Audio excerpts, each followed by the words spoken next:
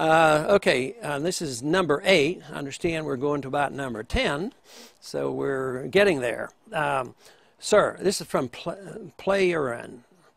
Sir, should the government be able to keep secrets from the public at all? And is ultimate freedom from freedom more important than ultimate security?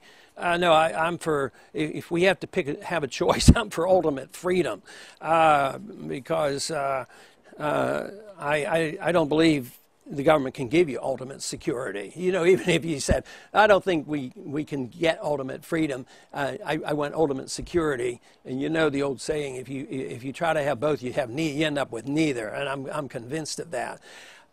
The Constitution was written, especially with emphasis on the Fourth Amendment, that you have privacy, and that should be as ultimate and as personal as proper as possible, with law enforcement officials only knowing about what you're doing through proper channels, and that is search warrants.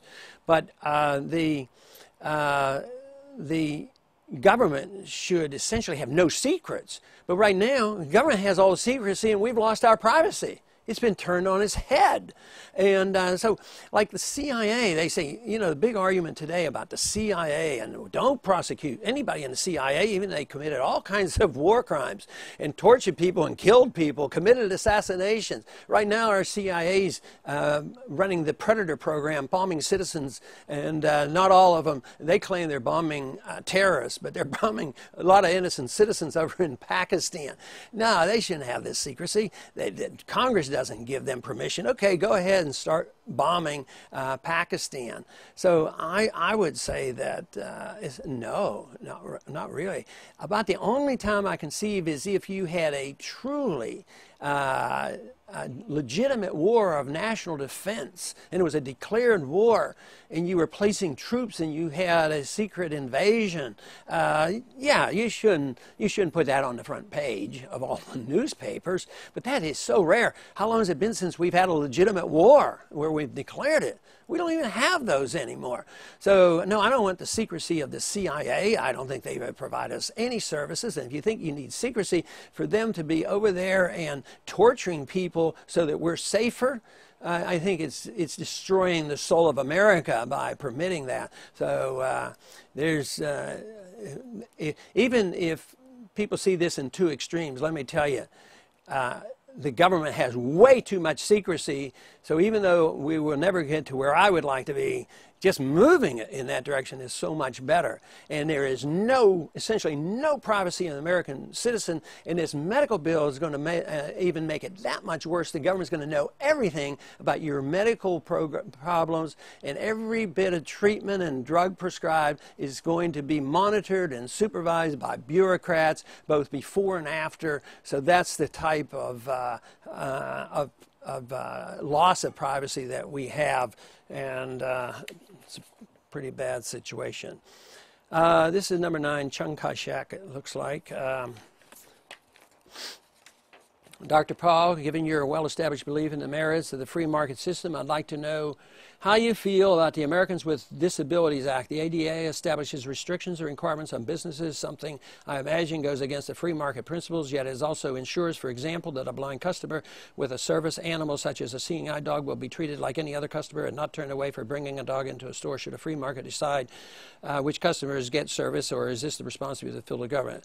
No, it's the responsibility of the business people. It's private property. And if they mistreat people who are handicapped, don't go. Boycott them, you know, and advertise them. Say, this is what they did to me. No, the ADA should have never been passed. It well motivated. Who can vote against it? And yet it's an intrusion into private property rights. But, you know, I remember very clearly flying on airplanes a long time before Americans with Disability Act. Guess what? Airlines went out of their ways to take care of people who were in wheelchairs and couldn't get up the stairs, and they got them on. And I've seen them take them up even on commuter aircrafts, and they had techniques for doing this because it was, first, it was a humanitarian thing to do, and second, it was good for business. But if people do things that you consider immoral and a bad behavior, they should suffer the consequences, and you have every reason and obligation to boycott these people. But to say that the federal government has to come in, you know, I remember when this law came into effect, and I'm practicing OBGYN, I run into the doctor's parking lot in a big rush to get to a delivery, and there'd be there was no doctors in the hospital were handicapped, and but there were like 6 parking places which were closest to the door, and I wasn't allowed to park there. If I was parked there, I was in big trouble. And but why couldn't a hospital make this decision? Why did some federal bureaucrat come down and do this? This idea that you can't improve society without a mandate from the federal government, I think that you can. We can improve ourselves. We can come up with common sense. But the worst part is the rejection of the private property right. And that's where we get into trouble. I mean, people who own property, a piece, you know, business property to me is the same as owning your home. So far they haven't come into our homes, but they tried to, and they probably will. But all of a sudden, if you have a store, that's public property, and you have to follow everything the federal government says because they say you're part of interstate commerce or some other thing like that. And this looks like